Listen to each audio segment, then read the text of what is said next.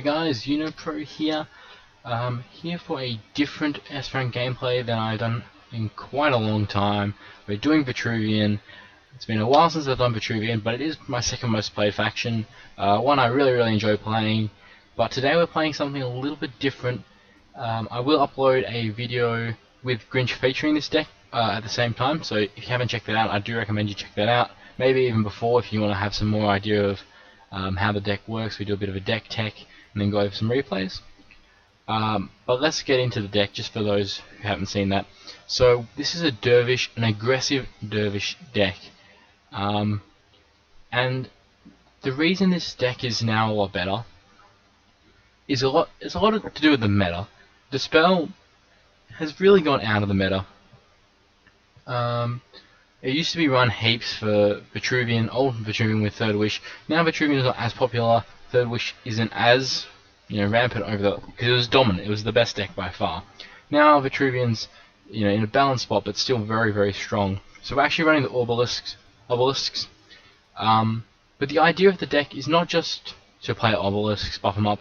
It's to override our opponents with dispel targets, and then we get value from the ones that stick. Because Vetruvian has always been weak to dispel, but instead of just playing cards that aren't weak to dispel, we play a ton that are weak to dispel, and then once one sticks we'll get a ton of value. These obelisks can get heaps of value, Sandhella can get heaps of value, Amaya can get heaps of value, and we even have stuff like Crimson Oculus. Alright, and we're actually running Sand Trap, which it's a bit hit or miss. It can be really good on the Lionel matchup. It's really good tempo and it allows us to be a lot more aggressive. And plus we have a lot of blast capability, burst capability, so we don't need to be that close to our opponents. So our opponents can't really just punish us by staying in the same spot too much. Anyway, that's enough about the deck. If you want to see more about the deck, I do recommend you check out my other video. I went into a lot of detail with Grinch about it, but we'll get into the gameplay. So this deck's worst matchup, in my opinion, is definitely Vanar. They just have so many answers to obelisks. They can deal with Third Wished, Sandhowlers, lots of different ways for them to get answers, but it's still winnable. Okay, so Vasudo, as you can see, he plays a ton of Songhai, this guy. Okay, so I'm definitely keeping the Primus and the Healing Mystic. Do I keep this? I don't know his list at all. It can answer us, a Jaxi or a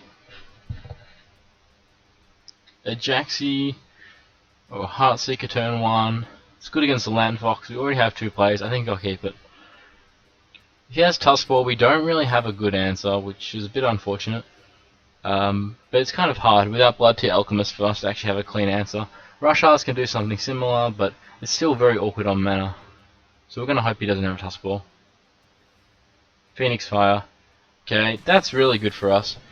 It just gives us immediate value on our Healing Mystic, which would go to waste anyway. And I think if we can deny the Lantern Fox, he might run out of gas very quickly. So we're definitely moving up here. Now we just need to decide how we want to play these. The obvious choice is just to go middle, Healing Mystic, Primus Fist here, take up the middle mana tile. But it is possible for us to play around sort of Mechazor a little bit.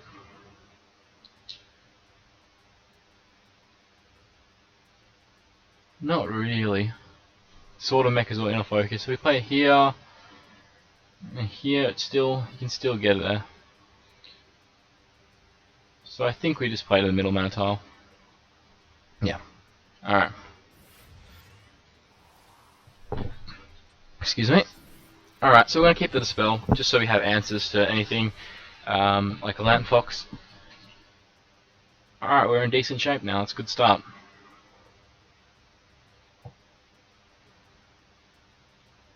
So, I don't actually know, I have versus this guy a few times, but I can't really remember what kind of Songhai he played, and post-patch is probably something different.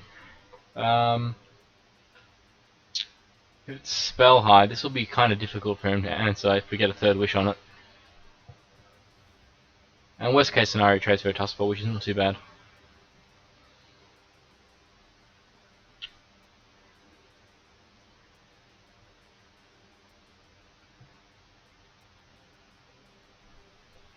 So just while we have a bit of a lull in the action, I want to talk about how they've basically announced that there's going to be a ton of at least a fairly significant change coming to the game.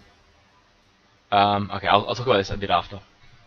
Alright, so I want the option to Dancing Blazes.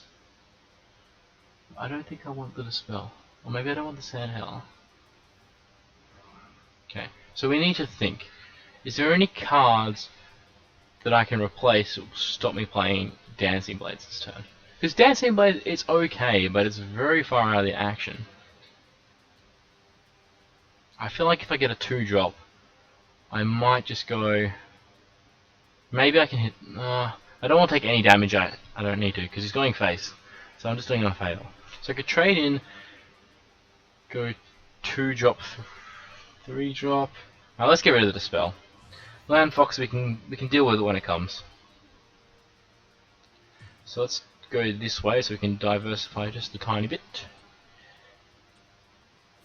Alright, so it does suck that, you know, we've given him a bit of range, but well, especially if he's not spell high, then it doesn't really matter too much, because without Cyclone Mask, Mask of Shadows combo, he can't really punish us from range, and if he just plays a Cyclone Mask, which I don't think he's probably running it anyway, I don't think it's worth it. Then we're not too worried. Alright, so he looks like a spell high. Alright, I think I'm going to get rid of Sand Trap, because I don't think it's going to be a very useful card in this matchup. Okay. I would love to set up the Sand Howler for next turn, but it's just not something we can afford to do, because we need to kill this thing. This thing can get out of control very, very quickly, so we're simply going to spar. Star's Fury. Trade in. Trade in. Okay. So it did look like he had a bit of a bad draw. I don't really agree with his play of just hitting face with Phoenix Fire. If he didn't, he could have saved it, killed my 2-3 with Tuskball, Phoenix Fire the other one, and he would have been at least even on board, which is a lot better than what happened, obviously. Okay, so this will be the test of the matchup. I think it is probably one of our worst matchups. This is a really awkward mulligan, because 3-drop's good by itself, but it's still a bit weak to Chromatic Cold. The effect of the Sand Howler doesn't really help. Siphon Soul is good against stuff like Jaxi, Fenrir, and it's something we will definitely need, but it's not something we'll probably need turn 1 unless he plays Jaxi. But we also probably want the option to go for a double 2-drop, so we have to replace something if we want to go for that option. There is the possibility that we could keep if he plays Jaxi, Siphon Soul, and then play something Sand Howler, and if he doesn't play Jaxi, replace the Siphon Soul, but I think Fenrir is the real target.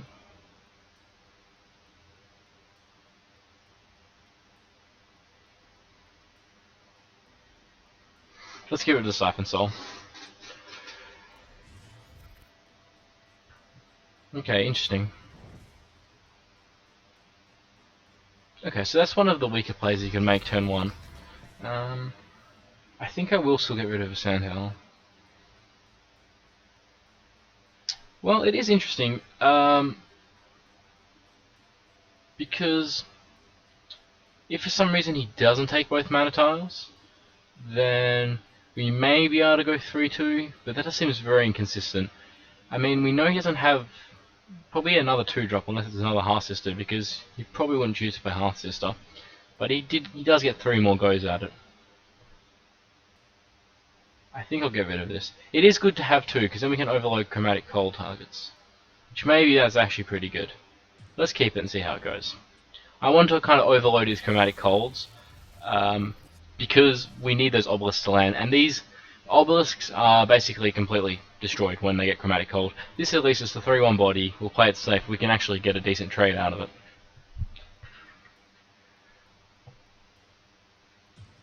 And he's not going to really Chromatic Cold it before Third Wish, so this is quite resistant to removal. Could even just do this, something like this, Dreamcaster next turn, 3-drop. Okay, so it's a mech deck. I hate mech decks. It's no secret. He's got a pretty nice start. Alright, Star's Fury looks good. Alright, we can't get to the mana tile easily, so we'll just get rid of this.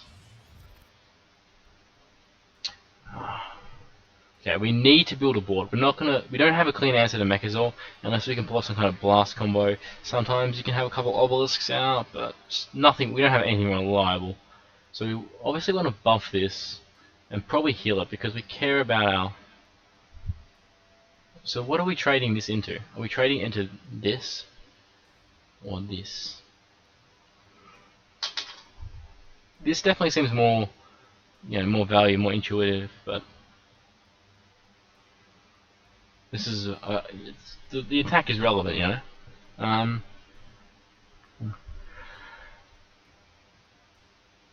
do we want to? If we can attack one of these first, we can move our general. But I don't know if that's what we want to do. Where do we want to put this? Let's put it somewhere safe. There's not a lot of safe spots for it. Let's move this first. All right, let's do this.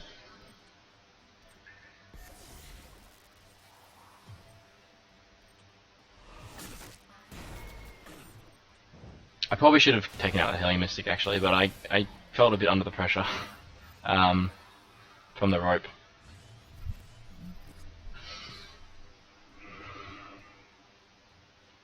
The good news is he doesn't have access to Dancing Blades this turn, and just having this kind of medium buff is pretty good because it means that he doesn't really want to Chromatic Cold it and then get a third wish if he can't deal with it. And if he trades in this and a Chromatic Cold, that's probably fine. Which he might have. I could have also moved this further down. I probably went too hard. I was just trying to think the Dunecaster positioning, and I needed to speed up my play. I didn't respect the clock. So he's got his third Mechazor piece. That's not good news for us. Okay, so that's the Chromatic Cold.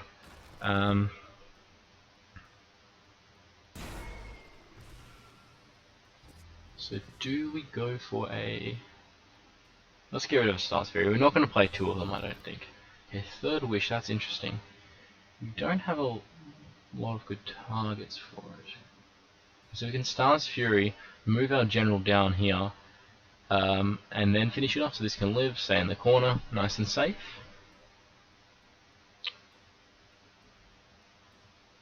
Or we can...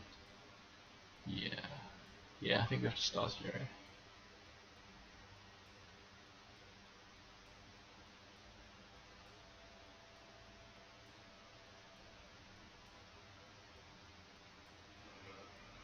A tiny bit overloaded. We're going to have to hit it with a Helium Mystic, which is really unfortunate, but...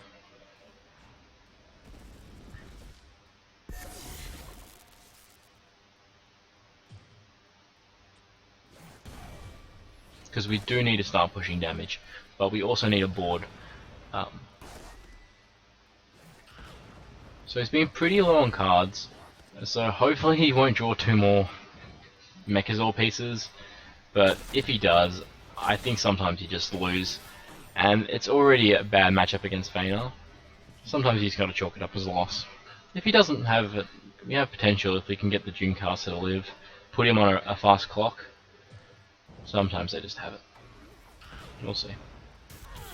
Flash Freeze, Chromatic Cold, okay. Okay.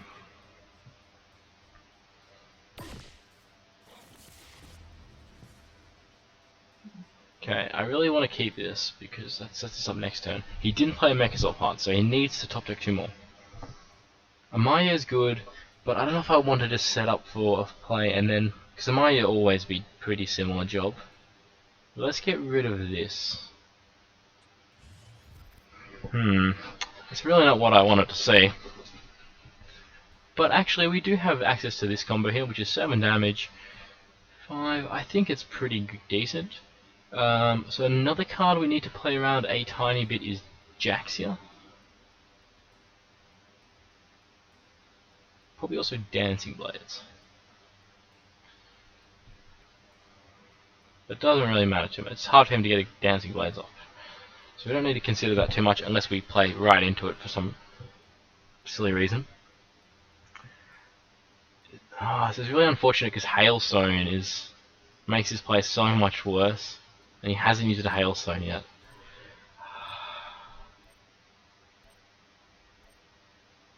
I'm gonna play the Obelisk Rusher, or do we just go for it?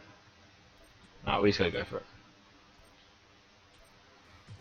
So at least we can kill 2 Jack spawns. The fact that we couldn't clear our hand to get 5 cards is really huge.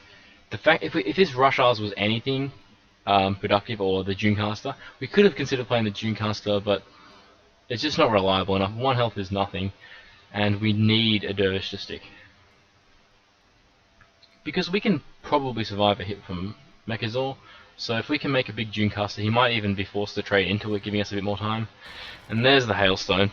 He didn't have a lot of cards in hand. He's going to be searching hard for mech parts, so it's not crazy to think. Just don't have it this turn, please. Alright, he didn't have it. Once again, a little bit awkward. We could just make a big Dervish.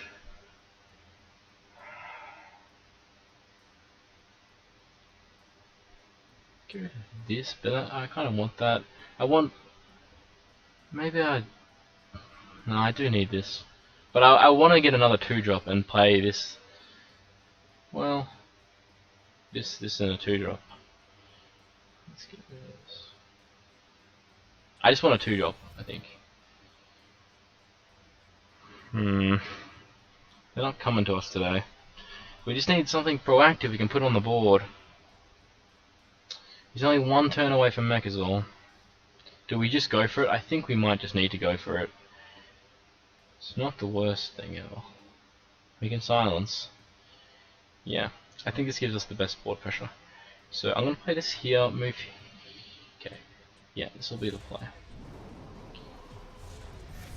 I'm not too worried about protecting this. It'll have enough health that he can't really go through it. But I do want to have another potential 3rd wish target next turn. And we are going to attack, because I don't think we will die to Spirit of the Wild. Probably not. There's a chance, but... because this is dispelled for... what could his best player? Mechazor, Spirit of the Wild, that's 3, 7, 15. So he shouldn't be able to kill us unless I've missed something. And we've actually put him on, you know, a 1-turn clock if he doesn't have an answer. Which he's used 2 chromatic cards? I don't think he's used 3. And he's used a Hailstone, so... The Dervish, I think it will come back to our hand as well. 2-2 rush, it's actually very relevant. Okay, so it looks like he must have an answer. But there's also a chance that we get a, you know, he plays Mechazor, Spirit of the Wild, and has to kill this. They can't airdrop here, so which is a bit annoying. So I could have considered playing this somewhere else. Okay, so another Hailstone, which, yeah, it's annoying, but... this can help us combo out. We're actually 3 damage off lethal? 2? Not a lot, actually. We're pretty close. Okay, so we have 2, 3... Okay, let's get rid of Sandhell. That's the only one that can't help us win.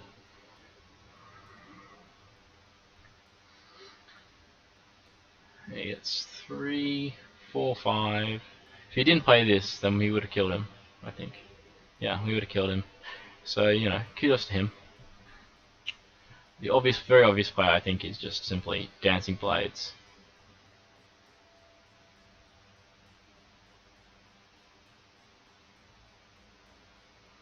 Dancing Blades, trade, play the Obelisk. Surely he won't have another answer. It would be nice to get through these, but we can save them for burst. Yeah. Not greedy enough to keep that around. Okay, is there anything I'm going to die to next turn? If I attack General. Okay, so he can do 16. Mechazor can be 8. 3, no. Unless he has like Triple Helm Spirit or something. I said that and then I didn't attack. The rope is too much pressure on me tonight, I don't know why. But it's fine. Look how much damage we have in hand.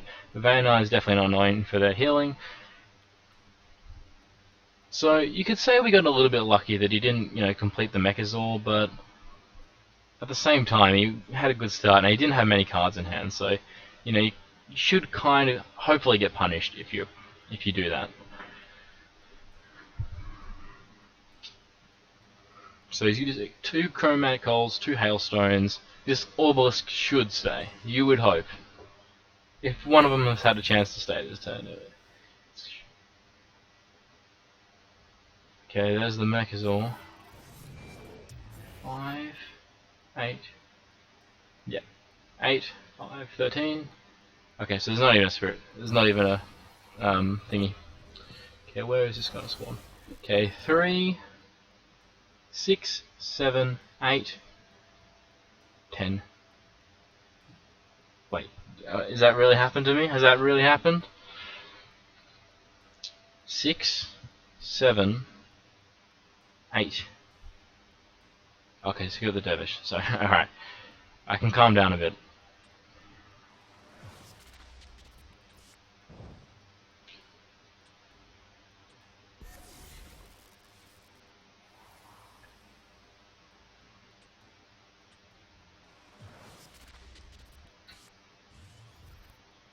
And we can finish him off with the Dervish that was returned to hand. Not something you see every day. It's cool. It's basically, Rush-Hours, but without the artifact. It's a pretty good card to get returned to your hand, I guess. Especially in this deck. So yeah, rank 24 at the moment. I was like 11 like 3 games ago, but then I lost like 3 pretty difficult to win games, and then just dropped heaps. So it's a bit annoying in that regard, but oh well.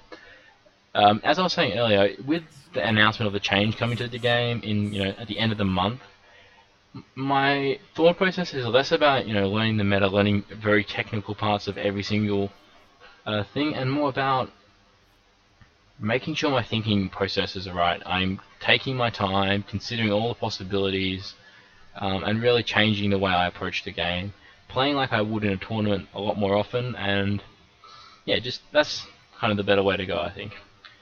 So this is an awkward hand. Well, not an awkward hand. It's a good hand, but it's a hand I'm not 100% sure on mulligan decisions.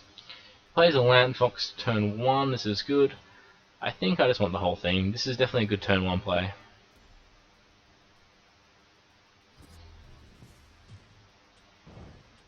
And these are pretty decent against Songhai. They don't tend to run much to spell. This is now I'm liking this hand a lot more.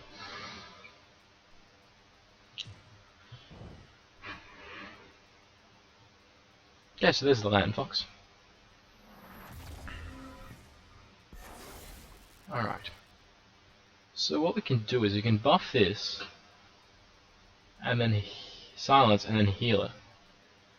That's actually really nice. So we do need to play this on the Mana tile, which is a bit unfortunate, because we would love to play it back here, but if we want to make use of the healing effect, we have to.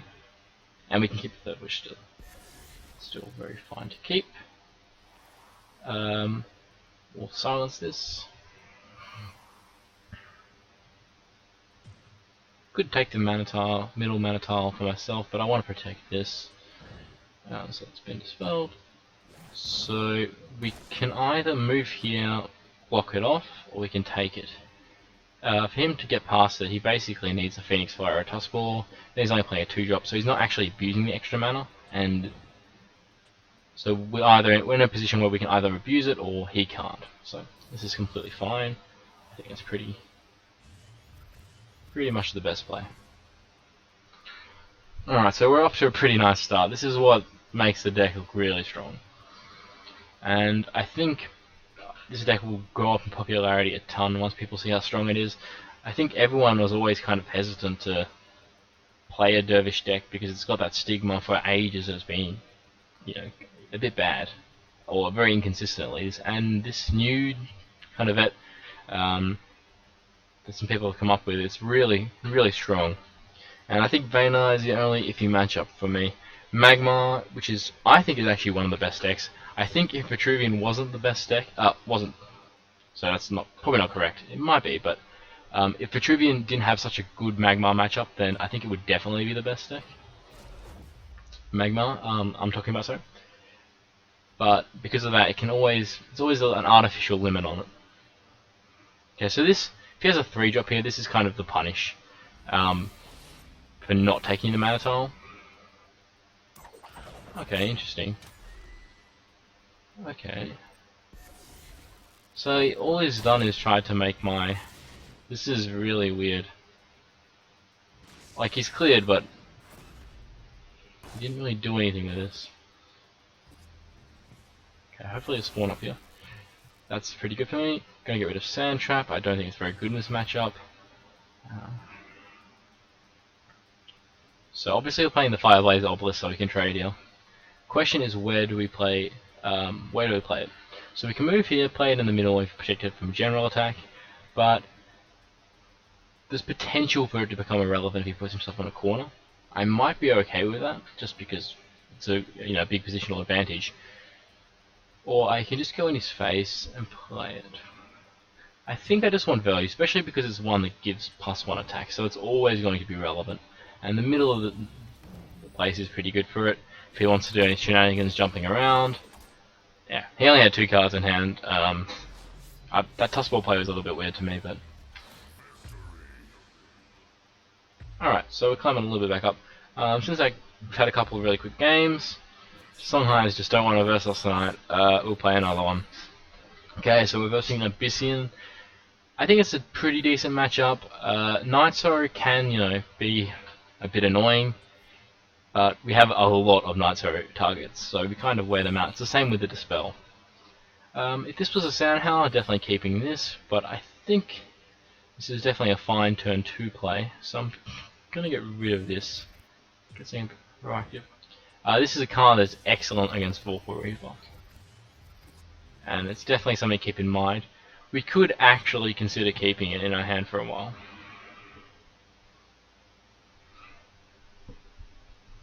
Demonic Law? Would it be? Oh no. Ceiling. Okay, so Fireblaze can get us a trade.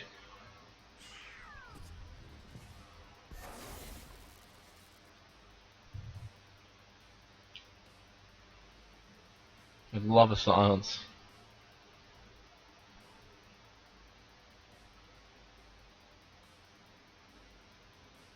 Let's get rid of Kim's Oculus.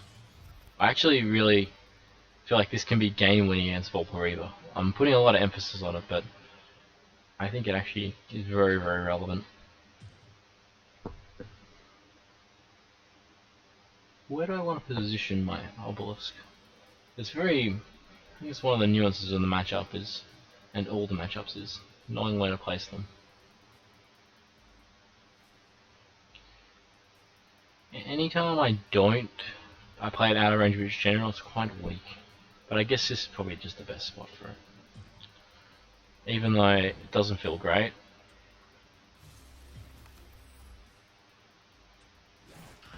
I don't think there's any merit into attacking into Jaxi here.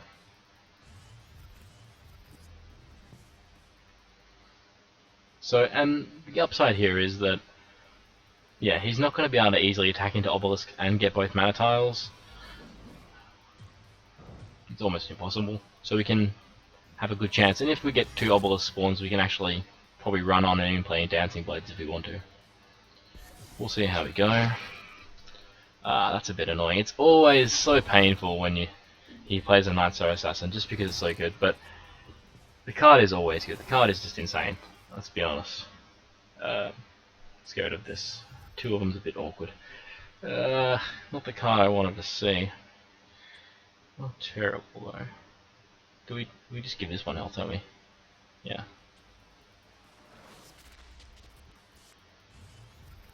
Okay, that's actually not too bad.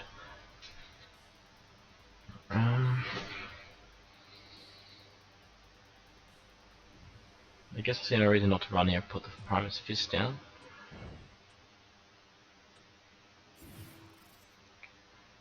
We're definitely attacking here, so our Albus will live. Do we silence the Jaxi? Because we have the Sand Trap, I'm not too afraid of Vorpal Reaver. The only other target is like the 9 Moons card. There's a good chance he attacks in now, so oh well, we'll just go with this way. Reaper of the Nine Moons is very specific, and Sand Trap is an answer, so it's kind of functioning as a dispel a bit in this matchup. Okay, Spectral Blade. It's pretty good. We don't have a Rush Hours, which is something we'd really like, but we're not in terrible shape. Crimson Oculus Healing Mystic seems okay. So Dancing Blades is okay, but we'll get rid of the Third Wish, I think. Okay, so we kind of got two, slow value minions here. Upside is that they're both so awkward. I really want to kill this Jaxi, get a Darkfire sacrifice target off the board. But then they're both a bit awkward.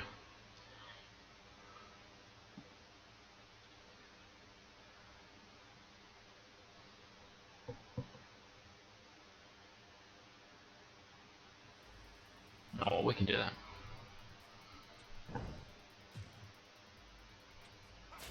I think it's fine to play it a little bit awkwardly if it means, getting good value. Dancing Blades this is safe from Dancing Blades. Should we attack in here? I'm not so sure if the answer's clear. What punishes us if we don't attack?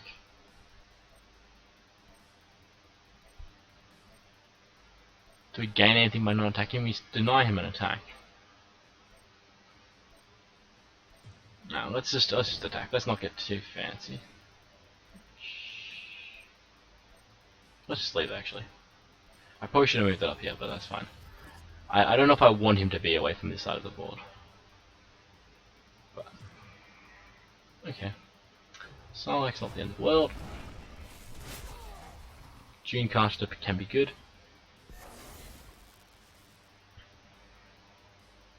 Okay, this is not really doing anything apart from healing us a tiny bit.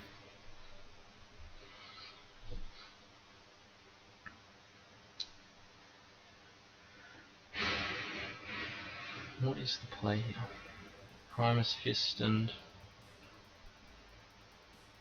yeah, do it like this. So Grasp is annoying here, for sure, but... well, we deny it pretty well. It's hard. Yes, it needs something else to kill. Grasp is annoying, and it's not a card that's overly common. We will attack now because we can wipe off the artifact. And this doesn't seem to be an aggro Abyssian, obviously with Sarlacc, so we're not too worried about our health. That's a bit annoying.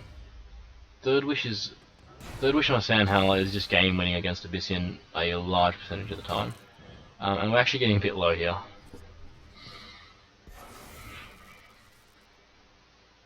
Why would he move it this down here? He must have a Darkfire sacrifice in hand, that's the only read we can get off that.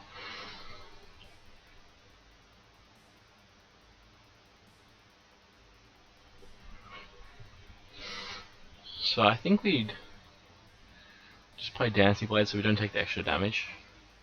And then what are we doing? Are we maybe playing Dreamcaster?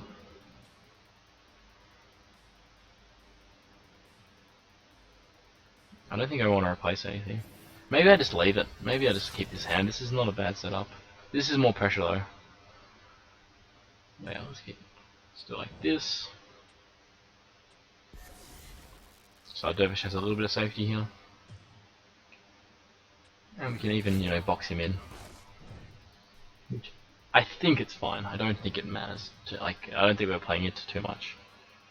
I'm gonna keep Sand Trap still, just because it will answer anything big. So if I put myself on a 12 and go 10, he would need Darkfire Sacrifice, Spectral, double. I think we're in such a good position. I just hate taking any risks at all. Even though it might be alright to attack here. Probably like 99% of the time it will be, but 99.99 probably, but I don't know. Maybe there's a small chance we can't kill him the next turn and we put ourselves low and we get double Spectral or something. Like next turn if you had Spectral. Alright. So I'm pretty sure this is lethal. Yes, very easily. Okay. Alright, so another win. That is 35 minutes. That one went really quick. I think it's because we got a lot of games in. This deck is super strong. I definitely recommend anyone who can try it out, because you're going to be beating those mags, you're going to be beating those Abyssians, and actually Lion Eye is a really good matchup as well, I've noticed. Sometimes you can lose if they duel their Sunblooms, but if you play around it, it's a pretty good matchup, I'm not going to lie. So that will be it for this time.